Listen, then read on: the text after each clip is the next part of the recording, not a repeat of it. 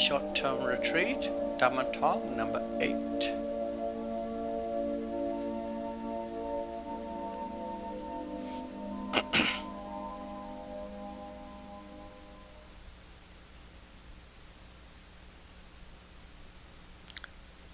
We are the Mindfulness Insight Meditation Retreat.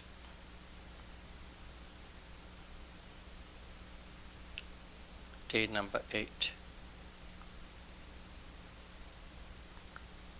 Let us try and understand the meditation that we are practicing from the point of view of clear comprehension.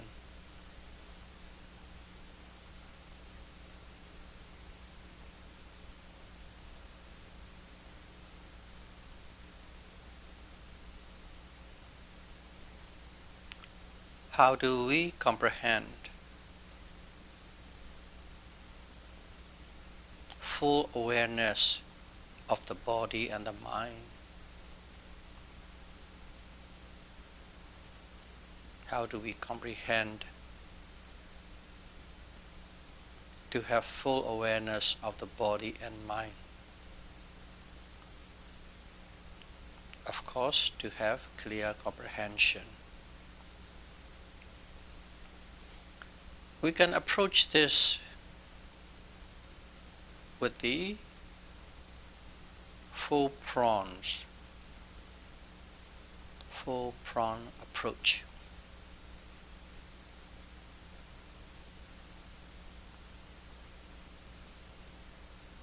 First of all, before we start our meditation practice, before the meditation retreat, it is necessary for the yogi or practitioner to be skillful, to have a good, sound knowledge about what is beneficial and what is not beneficial in all your deeds, in every speech and thoughts.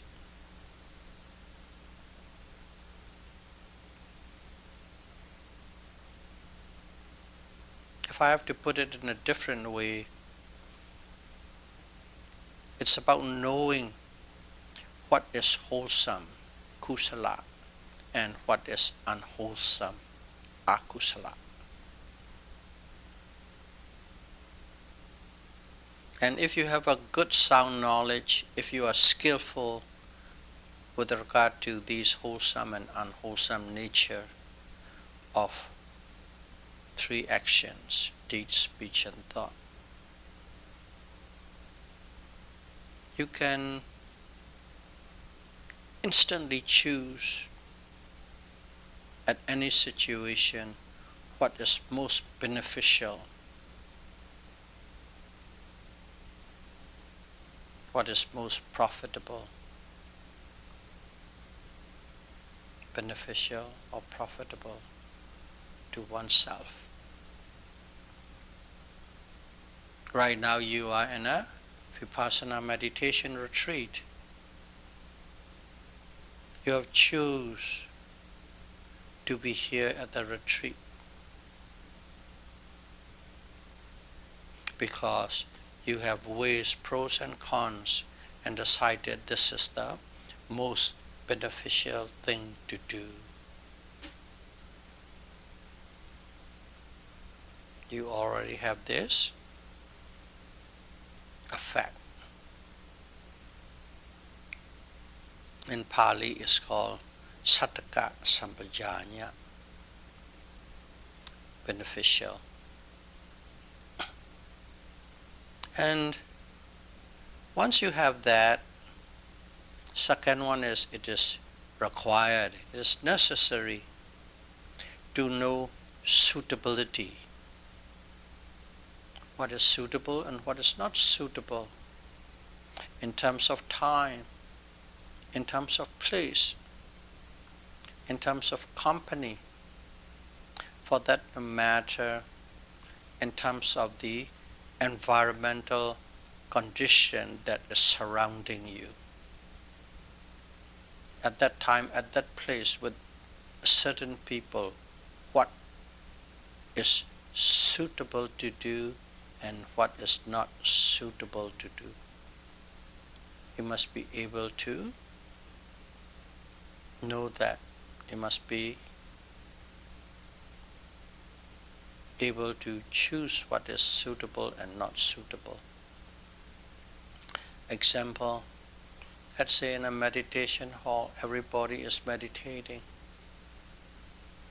Okay, that is the environment, the people, the place.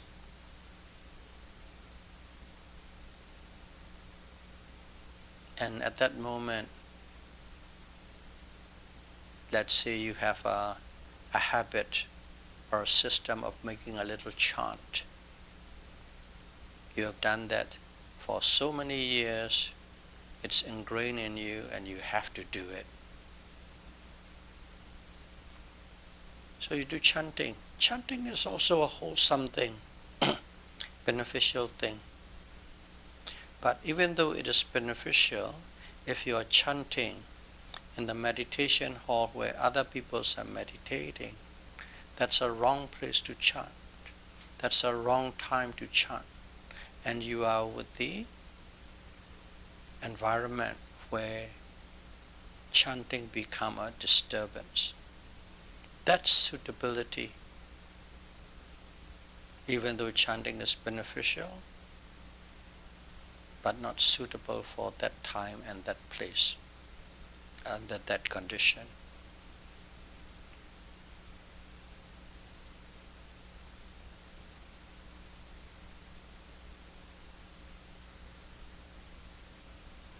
And here, I like to throw in one thing, because this has been asked by some yogis, suitability. But it is outside meditation. It is in a daily life. We all have a job. We all have a job to earn a living, to feed oneself, to feed the family. So, having a job is we have a livelihood.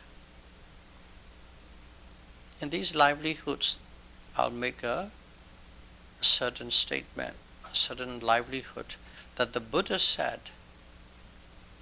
that is not suitable for one to have. Okay. Trading in weapons. In other words, it's one of the biggest economy in the world today, arms trading, selling rockets and bombs and planes and tanks, big numbers. Arms trading, or even small, little shops selling guns, Walmart selling guns, arms trading. Slavery, yeah, we think we don't have a slavery anymore. We have abolished the slavery in America and so on. But still, it's still going on. Human trafficking, sex traffic.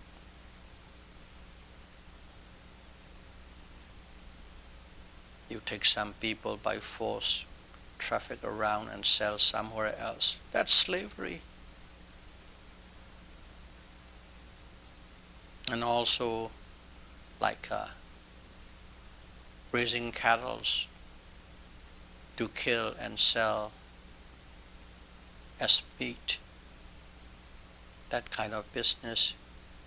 Fishery, try and catch and kill fish to sell as a business. Trading in alcohols and drugs, intoxicant. Trading in poison. I'll put the modern word for the poison, trading in chemicals that are harmful and harmful to people. We heard quite often here and there, DuPont making chemicals for a certain thing, but along the way it hurt and harms a lot of people, cause cancer, and so on. Chemicals, trading chemicals that are harmful and dangerous to people. Radiation. These livelihoods are specifically, Buddha said, these are not suitable to work because they are hurtful, harmful, and dangerous to others. Not suitable. But at the same time, look at all these trades. They are very, very beneficial. You can make lots of profit for people who are doing business. Beneficial, but not suitable. If that's the case, one need to avoid. Chanting in the meditation hall. Chanting is beneficial, but not suitable. So these kind of things have to be aware and keep in mind what to do, what not to do, at when and where and how, with whom.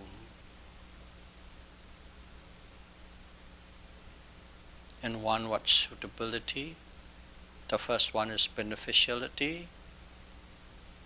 And even though beneficial, if it is not suitable, one should not do it.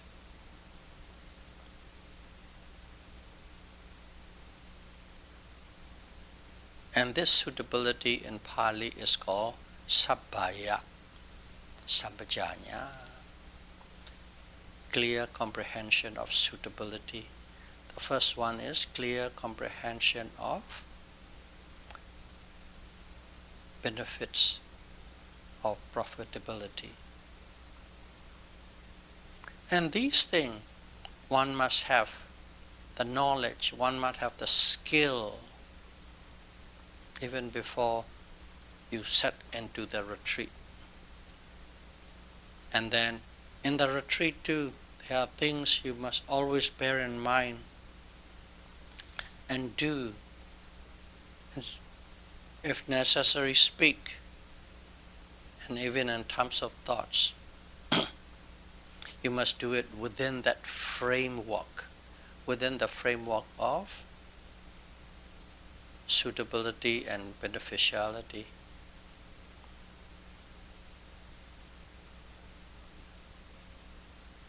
That's a clear comprehension of benefits, what is beneficial, and clear comprehension of what is suitable. And then let's go for the third one. What kind of comprehension? The third prong.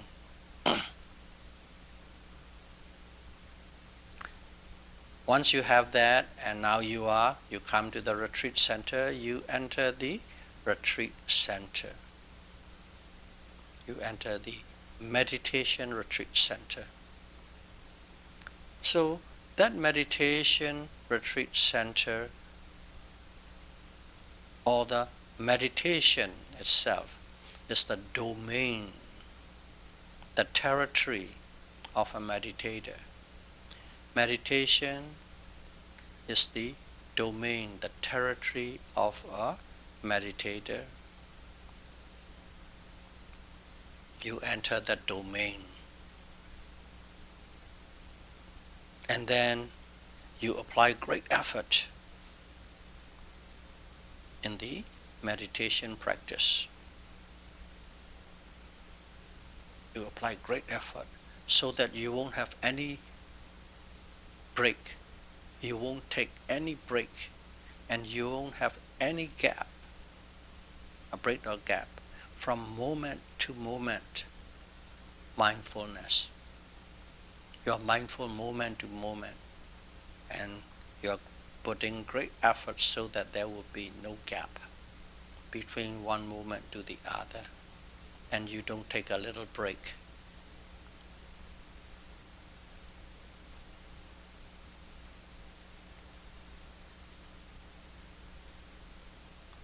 So, let's see, we said we are mindful. What are we mindful of at that time? With ardent effort, you are mindful. What are you mindful of? Let's go in detail, a little more detail in there, because this is the key point of it. We are in the mindfulness insight meditation retreat. And what are we mindful of? Are organized in such a way it covers the whole spectrum. First of all, one must be mindful of the full posture. You know the posture: standing posture, sitting posture, walking posture, lying down posture, full posture. These four postures cover every part of what you are doing. One time you might be sitting, or you might be standing, or you might be lying down, or you might be walking.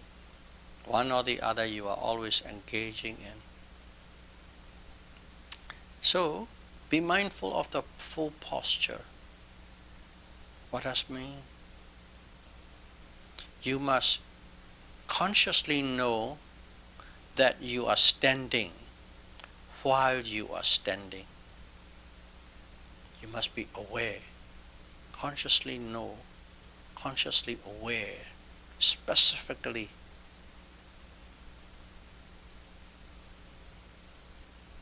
that you are standing while you are standing. The same will go for, you must know that you are sitting while you are sitting. And then you must know that you are walking while you are walking. You must know that you are lying down while you are lying down. At that moment, lying down is one thing. Knowing the lying down is another thing. Conscious awareness of the lying down. Consciousness awareness of the standing. What is conscious awareness of standing? Standing. Keep your eyes closed and feel that body. Feel that body in a standing posture. You can feel stiffness, tightness, uprightness, rigidity. And if you are aware of these things, you are consciously aware that you are standing while you are standing. That's it. So be aware of the full posture. That's one group that covers all the gross aspect of the body. And second group, all physical actions, manners. In fact, all physical action, manners, and gesture must be known. Okay? While you are standing, you might wave your arm. While you are standing, you come across a hard floor, hot floor, cold floor. You might want to move. So, there are certain things happen. Most of the time is, let's say, you're walking, that's a walking posture. lifting, pushing, dropping, lifting, pushing, dropping. You come across a closed door. What do? You stretch your arms to open the door. You bend your arm so that the door will be open. Stretching and bending. This stretching and bending, every one of us is doing all the time.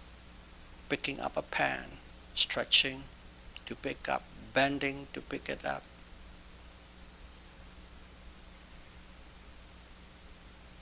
Drinking water, stretching to pick it up, bending to put it near the mouth, eating. Anything that you do, the hand is always stretching, bending, stretching, bending. The body is stretching, bending, stretching, bending. The head is stretching, bending, stretching, bending. Be aware of the stretching and bending process of any part of the body that is obvious.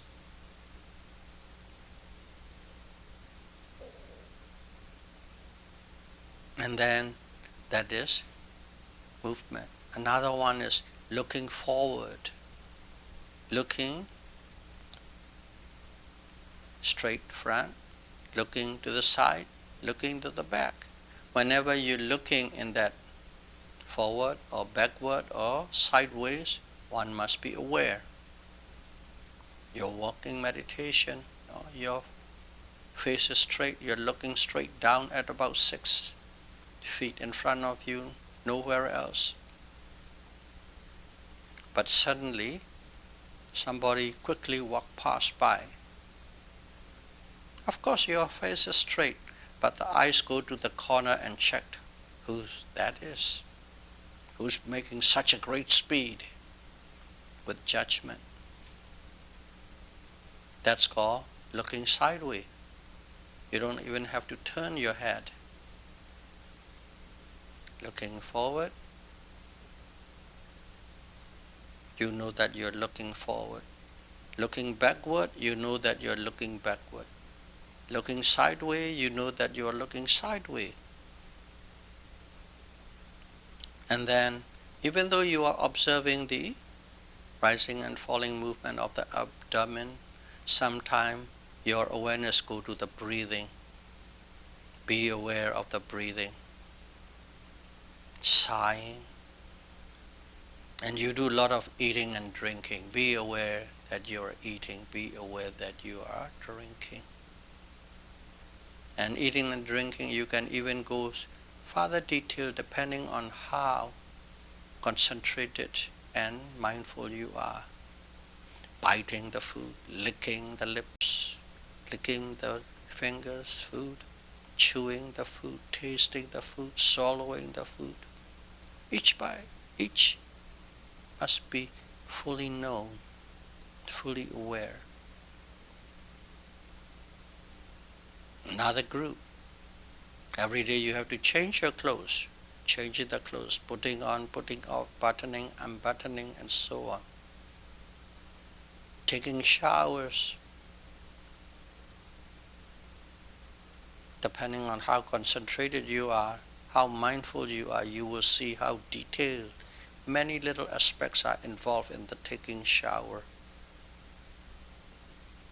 Hygienic activities, cleaning your hands, brushing your teeth, and so on. Relieving oneself, whether you're relieving number 1 or number 2, be fully aware of it. Making bed, do with full awareness. Washing dishes, washing your clothes, do with full awareness. So, in other words, each momentary posture, gestures, manners, actions, activities must be observed from the beginning to the end. Each one has a beginning and the end. That whole spectrum must be observed.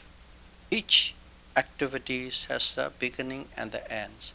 Each manner, each gesture has the beginning and the end. One must observe that each from beginning to the end. To do that, you must be quite serious about it, serious about the practice, and respectful about the practice. Seriousness and respectfulness will make you observe from the beginning to the end of every moment activities.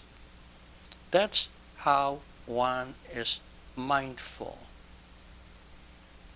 That is how to practice mindfulness. We started with it's a domain of a meditator. Meditation is the domain of a meditator. In the scriptures there are some cases, example giving, like cows. Cows dwell or live in a green pasture every waking moment.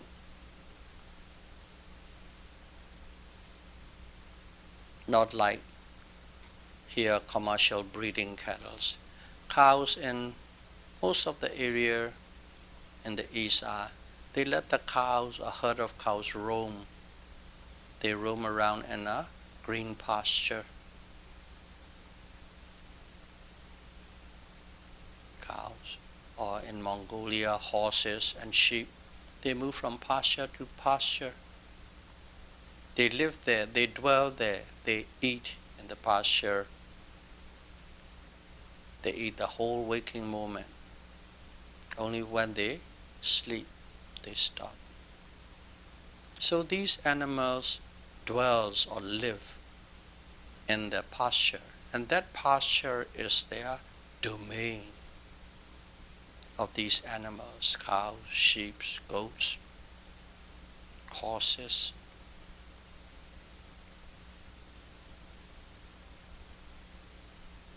Just like that, a yogi must dwell, must live in the domain of a meditation. In a retreat, the yogi must live entirely, totally, every waking moment in the domain of a meditation. What is that? Observing everything in details as described before. Moment to moment, mindful awareness. That is the domain of a meditator, domain of a yogi. If you want to talk in a scriptural term, a yogi must dwell body in the body. A yogi must dwell feeling in the feeling. A yogi must dwell mind in the mind. And a yogi must dwell in the Dhamma. Full foundation of mindfulness. Every waking moment, a yogi lives in it. That is the yogi's domain. That is the third clear comprehension.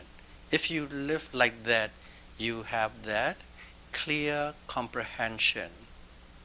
You live and you understand the clear comprehension of domain of a yogi. In Pali it's called Gosara Sabbajanya. Gosara is domain, a place to live, a place where you dwell. That's the third one. Okay, we have three types of clear comprehension now. Clear comprehension of benefits, beneficial. Clear comprehension of what is suitable, and clear comprehension of domain of a meditator. But we have four fronts. What's the fourth one? The fourth one is when the yogi dwells in the domain of a meditator, which is meditation, observing every posture, every manners and actions, without taking any breaks and having any gaps. If you live like that, if you live that domain like that, with great effort,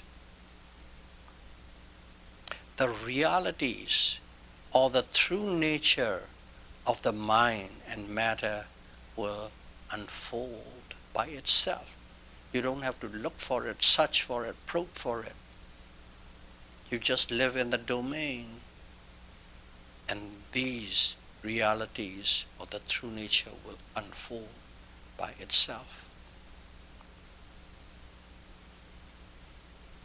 Okay? We call it the true nature or realities. Another way, a very precise way of saying it is, you will understand the specific characteristics and general characteristics of mind and matter that will unfold.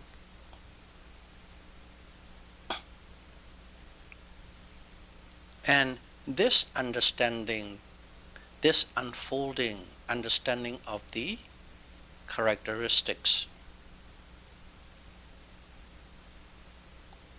that is the experiential understanding, not intellectual understanding. And that is called clear comprehension of non-delusion. The fourth one, clear comprehension of non-delusion. In Pali it's called asammoha sampajanya. That's the fourth one. This fourth one arises from the first three. Live in the framework of beneficial and suitable nature. Live in the domain of meditation, and that will unfold the comprehension of non-delusion. So let us see this comprehension of non-delusion with an example.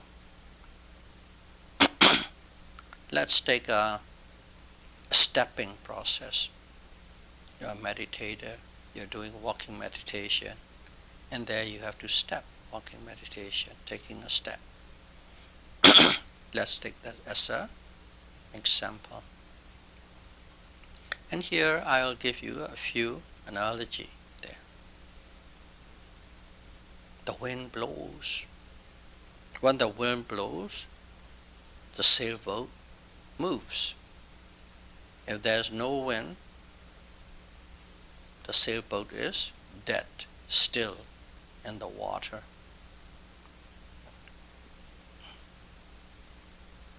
So,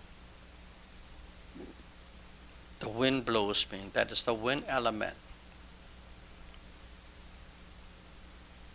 The sailboat moves.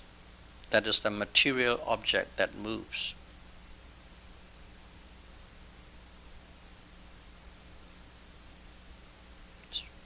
Wind element is the cause, moving is the effect. Wind blows, the sailboat moves.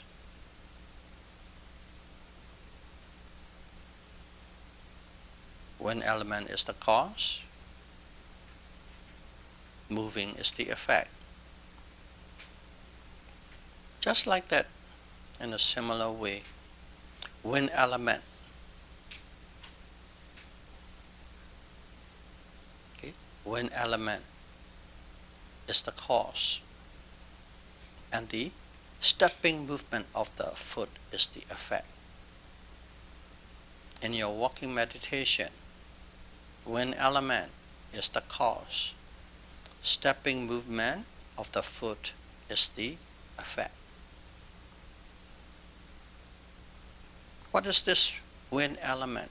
Wind element is the preparatory stage or preparatory process of the nerves and the tendons and the muscles and the bones. as they are igniting, starting. And when all these are functioning together, the movements happen. And again, this wind element, where does it come from? This wind element is triggered by the intention to step. Without that intention to step, the movement of the foot will not happen, or the wind element will not be triggered. Intention to step is the cause. Producing wind element is the effect. Intention is the nama, mind. Wind element is the rupa, materiality.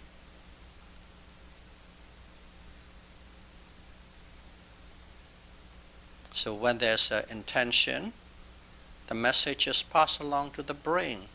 The brain configures, and whatever is necessary, and finally the foot moved. That's what's happening.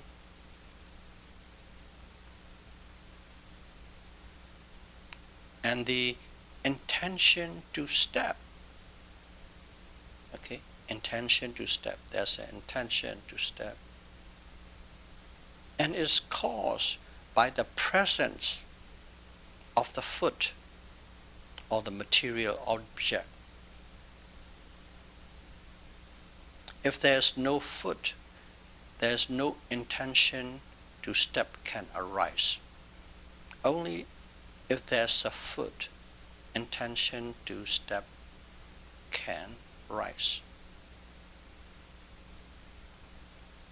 So, the intention to step is caused by the presence of the foot, basically showing step by step the causal relationship, cause and effect, cause and effect. So, without materiality, without the object, there cannot be any intention or the mind specifically what to do. So intention is mind, nama. It gives rise to wind element, stepping of the foot, rupa. So that is what is happening normally all the time. But in meditation, you have to remember, you are in meditation, you are practicing mindfulness, mindful of, so to speak, anything and everything. In this case, you are mindful of the stepping. So as you are in meditation, as you are mindful, there arises the knowing mind, the mind that knows that the foot is moving. Okay. As soon as there's a foot move, there's a mind arises that knows the movement of the foot. It only arises, this one, because you are in meditation. Nama, mind arises. So, now we are seeing a few minds now. What is entire?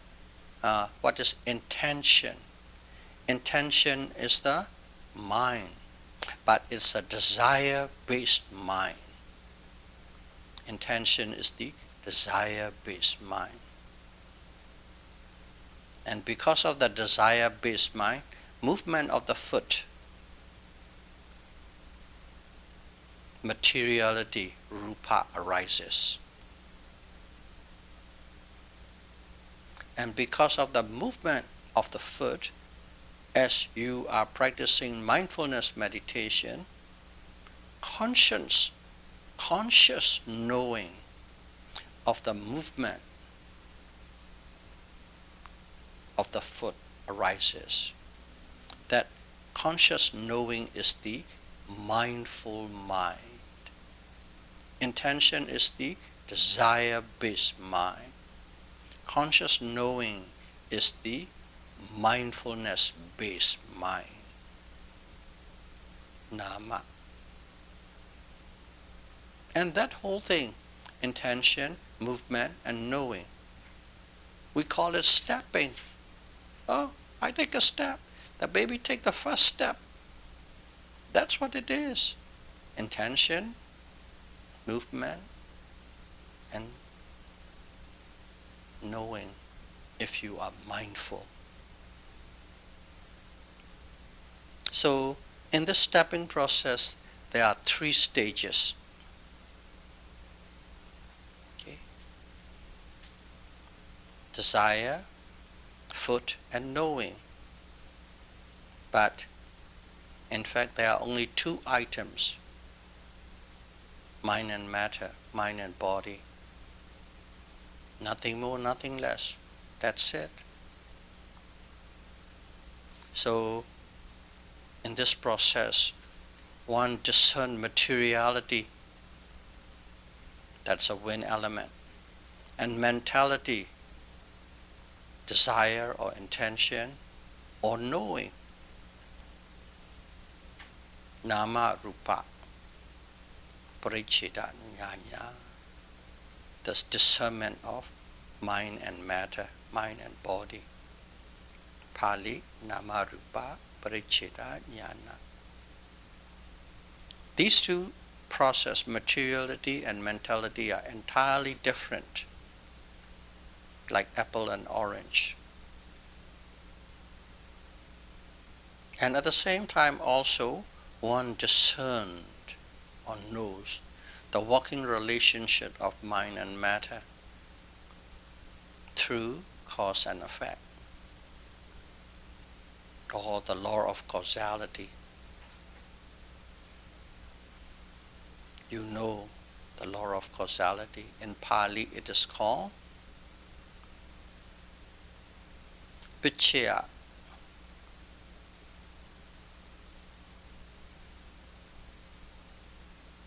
Parikaha jnana.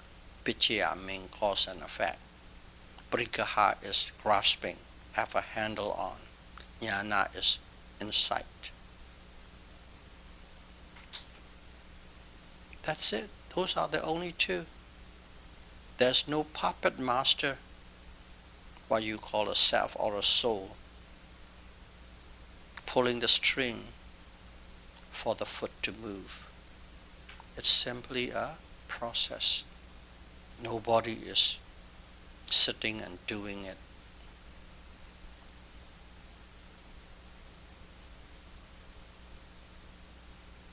Okay.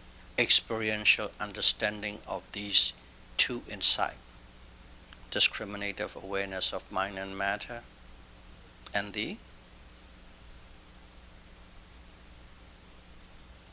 causality, law of causality. And that is called right view, samadhi. So one who knows this discriminative awareness of mind and matter and their conditionality or causality, that person is called junior stream winner, Sula Satipatthana. That person, surely that person will not be reborn in the full woeful state. For sure, next life, one life, it's guaranteed you won't be reborn in the full woeful state if you know these 2 insights experientially. And with hard work, of course, hard work, diligence, the same mindfulness, one can become a full-fledged stream winner, Satipatthana.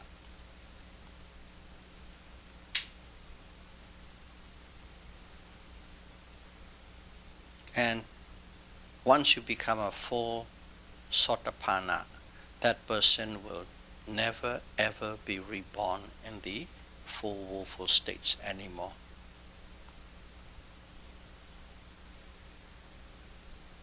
And this benefit is due to the attainment of the purification by overcoming doubts.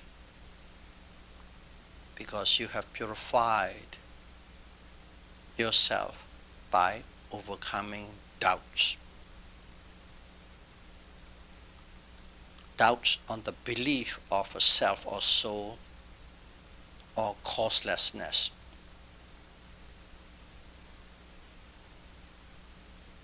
Because before you have doubt, and now you have overcome the doubt of self, the doubt about soul, and the doubt about causeless concepts.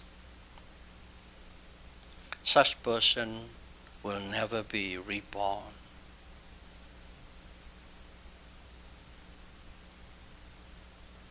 No, such person will only be reborn maximum of 7 times in the human and Deva realm, and then will become an Arhat. It could be sooner, but maximum 7 times will become an Arhat. And if that person didn't become an Arhat on the 7th rebirth, on the 8th rebirth, that person will be reborn in the one of the 4 and one of the 5 pure abodes of Brahma Ram as Anagami. Anagami is non-returner. If he doesn't have the full attainment on the 7th rebirth, on the 8th rebirth he'll be reborn in the Brahma Ram, called pure abodes, as a non-returner, Anagami. From there one will become Arhat and attain Nibbana upon expiration of that life. May all of you be able to practice mindfulness and sight meditation with the full types of clear comprehension, and may you be able to overcome doubt about self, soul, and causeless concept as soon as possible. Sadhu, sadhu, sadhu. Thank you very much.